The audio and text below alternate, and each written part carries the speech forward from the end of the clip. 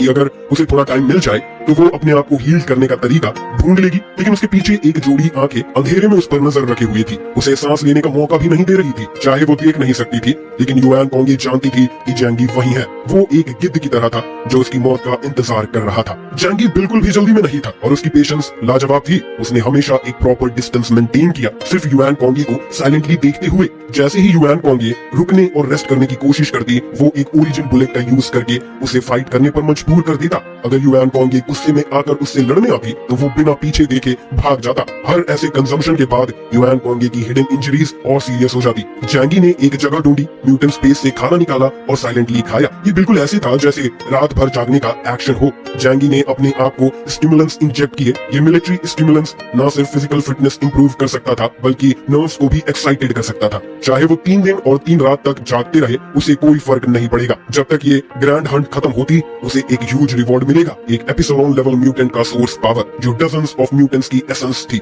Yuan कोंगी लड़खड़ाते हुए हवा और बर्फ में भागती रही। उसने अपनी डायरेक्शन खो दी थी, उसकी आंखें पूरी तरह से ग्रे हो गई थी और वो कुछ भी नहीं देख सकती थी। हेज में वो सिर्फ इंस्टिंक्ट से भाग रही थी। दूसरे दिन उसने इंस्टिंक्टिवली एक डिपार्टमेंट स्टोर सुपरमार्केट ढूंढा जो बर्फ में घेरा था। लेकिन जैसे ही युआन कोंगी अंदर जाने और जल्दी से कुछ खाना ढूंढने वाली थी, अपनी फिजिकल स्ट्रेंथ रिप्लेनिश करने के लिए एक्यूरेटली वहां आया और सारी सप्लाईज को जला दिया। युआन कोंगी नम हो चुकी थी, लेकिन इस सीन को देखकर वो थोड़ी सी टूट गई। एक दिन भूखे रहने के बाद उसने अपना शरीर घुमाया और अपनी ग्रे आंखों से दूर देखा। जैंगी एक छोटी पहाड़ी पर खड़ा था, हाथ में एक रॉकेट लॉन्चर लिए हुए, और इस जगह को देखते हुए मुस्कुराया। रॉकेट लॉन्चर से एक विस्प ऑफ ग्रीन स्मोक निकली, जिसका स्मेल डिसअपियर कहलाता था। युआन कोंगी का चेहरा एक्सप्रेशनलेस था। उसने अपना हाथ उठाया और एक रेजिंग ब्लिजर्ड को स्वीप किया, जैसे पूरी पहाड़ी को तबाह करने वाली हो। लेकिन चाहे स्टॉर्म कितना भी रेजिंग हो, वो जैंगी के करीब नहीं आ सकता था। उसके सामने 2 बड़े डायमेंशनल गेट एक ट्रायंगल बनाकर उसकी रक्षा कर रहे थे, जो सभी मेथड से इनवल्नरेबल थी। क्या तुम हार नहीं मानोगी?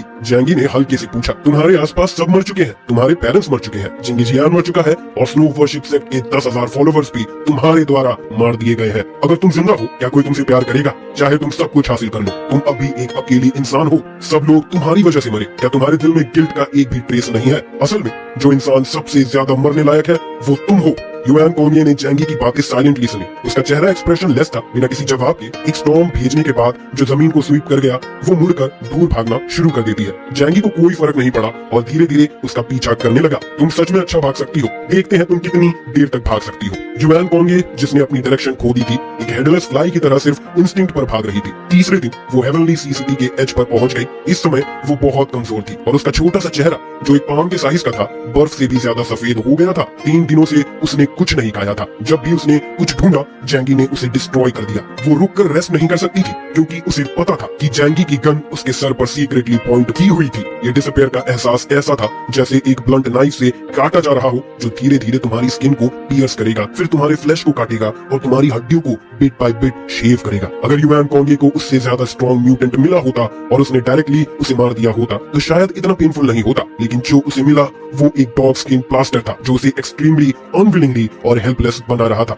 जिंगीजियान, कितना अच्छा होता अगर तुम अब भी जिंदा होते, उसने सोचा। वो लड़खड़ाते हुए एक स्नोई माउंटेन पर चढ़ने लगी। जैंगी सिर्फ 1000 मीटर पीछे था, धीरे धीरे उसका पीछा कर रहा था। युआन कोंगी के मुकाबले उसकी कंडीशन बहुत अच्छी लग रही थी। उसने अपने आप को 2 इंजेक्शन ऑफ स्टिमुलेंट्स दिए, इसीलिए उसकी नर्व्स यूजुअल से ज्यादा एक्टिव थी। उसके पास इतना कॉन्फिडेंस था कि वो युआन कोंगी को पहले थकाकर ट्रैक कर सकता था। युआन कोंगी की कंडीशन देखकर उसे पता था कि वो फाइनल विक्ट्री से दूर नहीं है। युआन कोंगी स्नोई माउंटेन पर चढ़ते हुए ठंडी हवा को अपने कानों पर महसूस कर रही थी। थोड़ी सी शांत थी, लेकिन उसे कोई असुविधा नहीं हो रही थी। लेकिन वो बहुत नींद में थी। सवेयर, कोल्ड विंड और स्नो भी उसकी नींद को नहीं रोक पा रहे थे। कई बार उसे पलके भी उठाने में मुश्किल हो रही थी, लेकिन हर बार जब वो सोने वाली होती, एक ब्लैक बुलेट दूर से आकर उसके सर पर एम हो जाती। मैं बहुत थक गई हूँ, युआन कोंगी ने अपने आप से कहा। इस समय वो डेस्परेट और पिटफुल थी। उसका छोटा सा चेहरा ग्रीवेंसेस से भरा हुआ था, जैसे एक पड़ोस की लड़की जो बुलेट हुई हो और प्रोटेक्शन ढूंढ रही हो। भगवान, क्या मैं आपकी सबसे लॉयल बिलीवर नहीं हूँ? कृपया मुझे बचा लो। युआन कोंगी ने अपने हाथ जोड़कर अपने दिल के गॉड से प्रार्थना की, लेकिन कोई आवाज उसे जवाब नहीं दे रही थी। क्यों गॉड, मुझे इंस्ट्रक्शंस नहीं देते आप? क्या मैंने कुछ गलत किया है? लेकिन जो कुछ भी मैं करती आई हूँ, वो एक प्योर और अनपोल्यूटेड वर्ल्ड को बनाने के लिए था। जिंगी जियान, मुझे क्या करना चाहिए? क्या तुम मुझे बता सकते हो? इस समय वो स्नो वर्शिप सेक्ट की ओल्ड और होली लीडर नहीं थी, बल्कि एक हेल्पलेस लड़की थी जो ट्रांस में थी। उसके सामने कई चेहरे आए। उसके पेरेंट्स मुस्कुराते हुए अपने हाथ उसकी तरफ बढ़ा रहे थे। आओ, अपने पेरेंट्स के पास वापस आ जाओ, हम स्वर्ग जा रहे हैं। अगले पल जिंगी जियान ने उसे सीरियसली कहा, उठ जाओ, जल्दी उठो। युआन कोंगे को अचानक एहसास हुआ कि उसके सामने का चेहरा फिर से बदल गया है।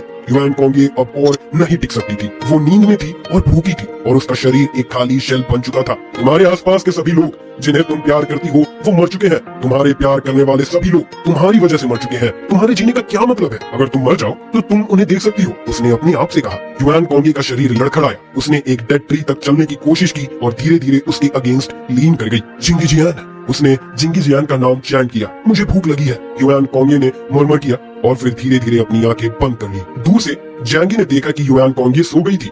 उसने साइलेंटली अपनी गन उठाई, युआन कोंगे पर एम किया और गोली चला दी। गोली युआन कोंगे के सामने 1 मीटर पहले रुक गई, 2 बार हिली और बर्फ पर गिर गई। वाह, अभी तक जिंदा हो, जैंगी ने हल्के से कहा। उसने युआन कोंगे को कॉशियसली देखा, लेकिन हेस्टली करीब जाने की हिम्मत नहीं की। इंजर्ड बीस्ट सबसे डेंजरस होता है। अगर युआन कोंगे सच में मरने वाली थी तो उसकी मौत से पहले का काउंटर अटैक सबसे वायलेंट होगा। उसे बिल्कुल भी जल्दी नहीं थी। जैंगी के हाथ में ओरिजिन बुलेट्स खत्म हो चुकी थी। उसने म्यूटेंट स्पेस से एक एंटी मटेरियल स्नाइपर राइफल निकाला और युआन कोंगे के शरीर पर एम किया। सिर्फ शरीर पर एम किया, सर पर नहीं, क्योंकि ये चीज बहुत पावरफुल थी। अगर ये सर पर लगती तो वो डायरेक्टली डिस्ट्रॉय हो जाता, जो जैंगी के उसके ओरिजिन को एब्सॉर्ब करने को अफेक्ट करता। कुछ मिनट्स बाद जैंगी ने पहला शॉट फायर करने की कोशिश की। युआन कोंगे, जो हेवनली सीसीटी की पहली सुपर लेवल म्यूटेंट थी, आखिरकार जैंगी के हाथों थक गई थी। लार्ज कैलिबर स्नाइपर बुलेट उसके शरीर को पेनिट्रेट कर गई। नहीं, ये कहना सही होगा कि उसने उसके शरीर को चीर दिया। ये सीन थोड़ा क्रूएल लगता है। एक यंग लड़की को 2 हिस्सों में चीर दिया गया, लेकिन इतनी पावरफुल और टेरिफाइंग म्यूटेंट का सामना करते हुए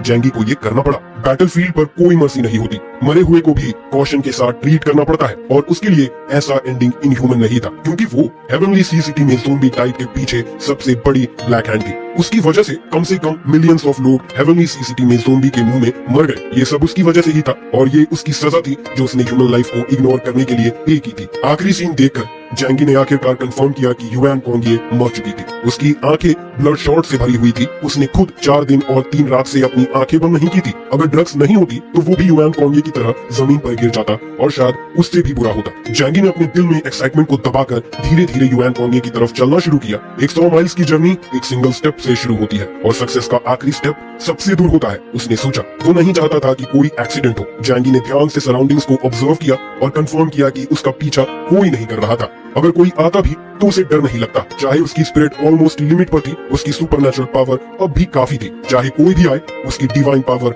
उन्हें खत्म कर सकती थी। डियान जुनवू और युआन कोंगे के मौत के बाद पूरे हेवनली सीसीटी में कोई भी उसका ओपोनेंट नहीं था। अगला स्टेप था युआन कोंगे का एसेंस एब्सॉर्ब करना, जिससे वो और भी ज्यादा पावरफुल और अनपैरेलल्ड म्यूटेंट बन जाएगा। मैं कितना पावरफुल बनता हूँ इसमें ज्यादा इंटरेस्ट नहीं है, लेकिन अगर पावर ही अपने आप को प्रोटेक्ट करने और सर्वाइव करने का एक लौता तरीका है तो मैं स्ट्रॉन्गर पावर को परस्यू करूंगा, उसने सोचा। जैंगी धीरे धीरे युआन कोंगे की तरफ चला। पूरे प्रोसेस में बहुत केयरफुल रहा। सिर्फ 2 किलोमीटर की दूरी थी, लेकिन उसने 10 मिनट से ज्यादा समय लिया। जब वो ब्रोकन गर्ल के पास आया, जिसका सर क्लोज्ड आई के साथ ट्री के नीचे था, उसने गहरा सांस लिया और अपना दायां हाथ युआन कोंगे के फोरहेड पर रखा। अगले ही पल एक इनडिस्क्राइबेबल ह्यूज पावर उसके शरीर में उसकी पाम के थ्रू फ्लो हुई, जैसे एक रशिंग रिवर उसके शरीर में रोर कर रही हो। जैंगी ने अपनी आंखें खोली और उसकी दाईं आंख डैजलिंग लाइट से बर्स्ट हुई, जो सराउंडिंग स्पेस को लाइट अप कर रही थी। साथ ही उसकी बाईं आंख के डार्क प्यूपिल में एक hint of extremely dark light आई। कुछ समय के बाद जैंगी ने युआन कोंगे की रिमेनिंग एबिलिटीज को एब्सॉर्ब कर लिया। उसने महसूस किया कि उसकी पावर और भी ज्यादा स्ट्रॉन्ग हो गई थी और एक ब्लू फ्लैशिंग लाइट उसके शरीर को कवर कर रही थी। इससे फर्क नहीं पड़ता कि वो किस लेवल से इनहेंस किया गया था। एपिक लेवल पर भी सबसे सिंपल डायमेंशनल गेट का डिफेंस काफी ज्यादा एनहेंस हो गया था और उसका स्पेस पावर का ग्रैप्स भी ज्यादा डेलिकेट हो गया था और ऐसा लगता था कि फ्यूचर में वो और भी पावरफुल एबिलिटीज डेवलप कर सकता है। लेकिन एक चीज जैंगी नहीं जानता था, एक एपिसोलॉन लेवल म्यूटेंट होने के नाते जो बर्थ के बाद प्रमोट हुई थी, युआन कोंगे की एबिलिटीज में भी फ्लॉज थी, क्योंकि उसकी सारी एबिलिटीज प्लंडर्ड थी और उसके पास अपनी खुद की पावर नहीं थी। इसके अलावा वो भी प्रमोट हुई थी और उसका ओरिजिन भी, और उसका ओरिजिन अभी स्टेबलाइज नहीं हुआ था और उसने एक वॉर एक्सपीरियंस की थी जिससे उसका ओरिजिन सेवियरली डैमेज हो गया था। तो प्रिसाइजली जैंगी ने सिर्फ युआन कोंगे के ओरिजिन पावर का एक छोटा सा पार्ट एब्सॉर्ब किया था, लेकिन ये पार्ट भी हेवनली सीसीटी के किसी भी डेल्टा लेवल म्यूटेंट के पावर से बहुत ज्यादा था और अब जैंगी को ये पावर कंप्लीटली अपनी बनानी थी। जैंगी ने अपनी आंखें बंद की और केयरफुली फील किया कि ये पावर उसके अंदर क्या चेंजेस लाई है।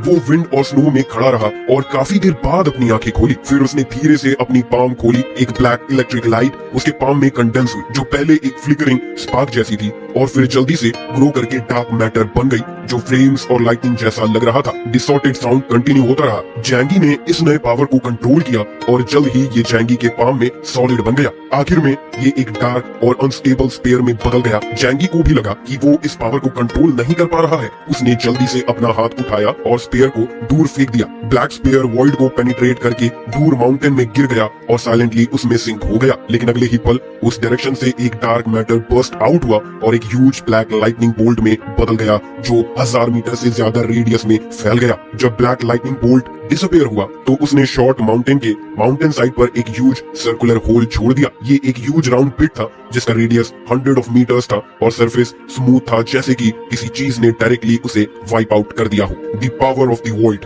जैंगी ने मटर किया। जब उसने ये पावर पाई तो उसने इस एबिलिटी का फंक्शन इंस्टेंटिवली समझ लिया। वॉइड सब कुछ डिवॉर कर सकता है। ये कामुई का अपग्रेडेड वर्जन है जो ज्यादा टेरिफाइंगली लीथल और ज्यादा टेरिबल पावर रखता है। अगर ये डबल डोर के साथ यूज किया जाए तो क्या इस दुनिया में कोई है जिसे मैं नहीं मार सकता? जैंगी ने अपने राइट हैंड को देखा। उसे लगा कि ये पावर उसे ह्यूमन बींग्स के कॉन्सेप्ट से ट्रांसेंड करने और सब चीजों के लाइफ और डेथ को कंट्रोल करने की पावर दे सकती है। लोग अचानक से बहुत ज्यादा पावर गेन कर लेते हैं और उनका दिल इनडेफिनेटली एक्सपैंड हो जाता है, लेकिन ये कॉम्प्लेक्सिटी जैंगी ने जल्द ही सप्रेस कर दी। इस दुनिया में बहुत ज्यादा स्ट्रॉन्ग लोग हैं, मैं ज्यादा सेल्फ राइशियस नहीं हो सकता, नहीं तो ये मुझे डिस्ट्रक्शन की तरफ ले जाएगी। युआन कोंगे इसका बेस्ट एग्जांपल है। बियान जिनवू के डेथ से पहले जो टेरिफाइंग पावर एक्सप्लोड हुई थी और फिर युआन कोंगे को dozens of super powers manipulate करते हुए और हेवनली सीसीटी में म्यूटेंट्स को वेनली किल करते देखकर जैंगी को लगा कि उसे काम डाउन करना पड़ेगा। और भी बियान जिनवू ने मेंशन किया था कि इस दुनिया में और भी एपिसलोन लेवल म्यूटेंट्स हैं। शांगजिन डिस्ट्रिक्ट में एक म्यूटेंट है जो हजारों माइल्स दूर से लोगों को मार सकता है।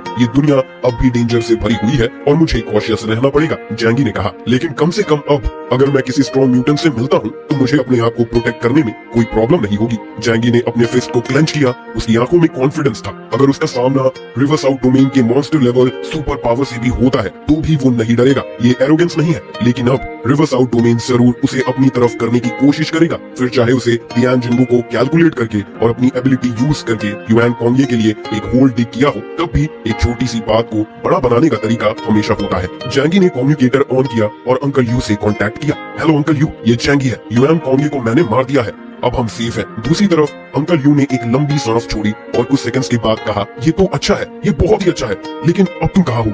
हेवनली सीसीटी में फोर्सेस और इन्वेस्टिगेशन टीम का क्या सिचुएशन है? 4 दिन और 3 रात के परस्यूट के दौरान जैंगी ने अपनी सारी एनर्जी युआन कोंगे पर फोकस की और अपनी फैमिली से कांटेक्ट नहीं कर पाया। अब सब कुछ सेटल हो गया है, लेकिन हेवनली सीसीटी में अब भी कुछ काम बाकी है। अंकल यू ने कहा, वेदिंग आई मर चुका है और उसका डेप्यूटी शानजिगान अभी भी जिंदा है। उसने बचे हुए लोगों को मॉर्निंग ड्यू बेस वापस ले गया। बाकी फैमिलीज ने भी यही किया। इन्वेस्टिगेशन टीम के लोग, वो लोग चिंगपू बेस गए हैं। उनके लोग सीरियसली इंजर्ड हैं, स्पेशली वूडी जो लग रहा था कि मरने वाला है। वो लोग चिंगपू बेस में रिकूपरेट कर रहे हैं। हम सब तुम्हारा इंतजार कर रहे हैं घर पर। जैंगी ने सर हिलाया। ठीक है, वापस आके बात करते हैं। बाकी फोर्सेस अब ज्यादा ट्रबल नहीं कर सकती। इस बैटल के बाद पूरी हेवनली सीसीटी ऑलमोस्ट डिस्ट्रॉय हो गई थी। 5 मेजर फोर्सेस में से उनके अलावा बाकी फोर्सेस के कॉम्बैट मेंबर्स ऑलमोस्ट डेड हैं और सिर्फ कुछ म्यूटेंट्स ही बचे हैं। अब से वो जैंगी के लिए कोई थ्रेट नहीं बन सकते। इन्वेस्टिगेशन टीम जैंगी के लिए सबसे ज्यादा इंपॉर्टेंट है। जैंगी ने म्यूटेंट स्पेस से स्नो मोबाइल निकाला, ऑटोमेटिक ड्राइविंग ऑन किया और शेल्टर वापस चला गया। घर पर सब लोग उसका इंतजार कर रहे थे। जब उन्होंने जैंगी को देखा,